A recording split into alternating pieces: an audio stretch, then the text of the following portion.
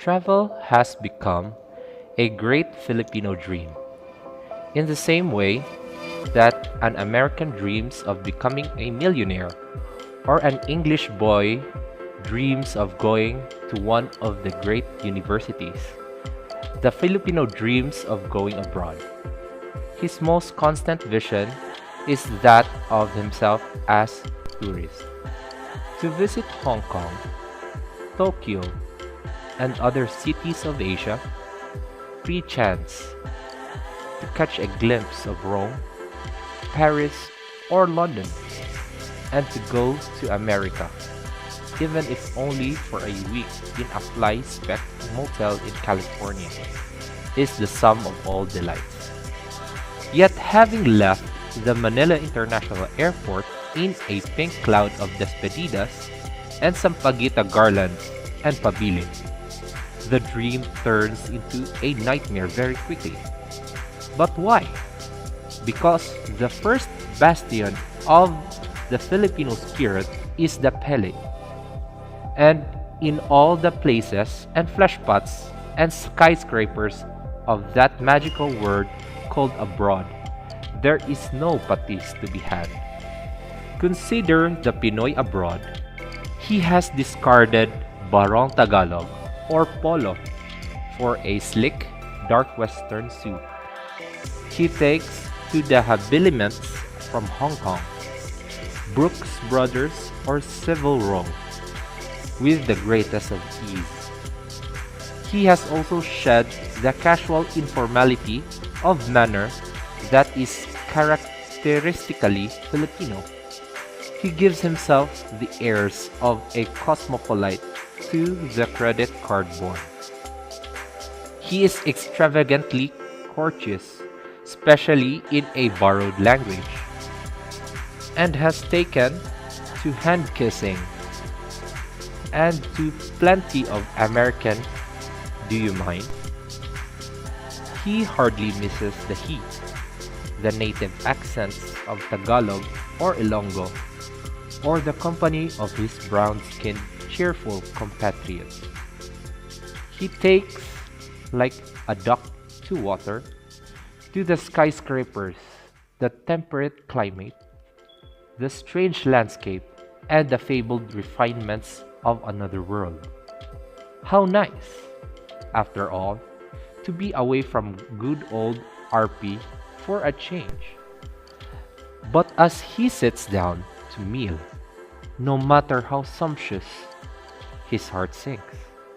His stomach juices, he discovers, are much less neither as apahap nor lapu-lapu. Torneados is a meat done in a barbarian way, thick and barely cooked with red juices still oozing out.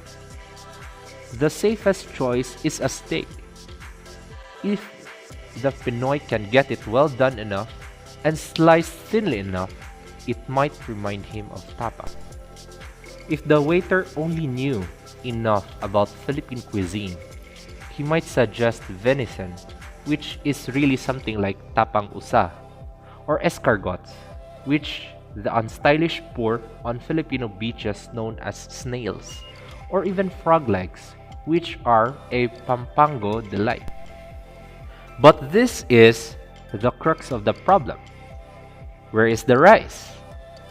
A silver tray offers varieties of bread, slices of crusty French bread, soft yellow rolls, rye bread, crescent studded with sesame seeds, and there are potatoes in every conceivable manner, fried, mashed, boiled, buttered, but no rice.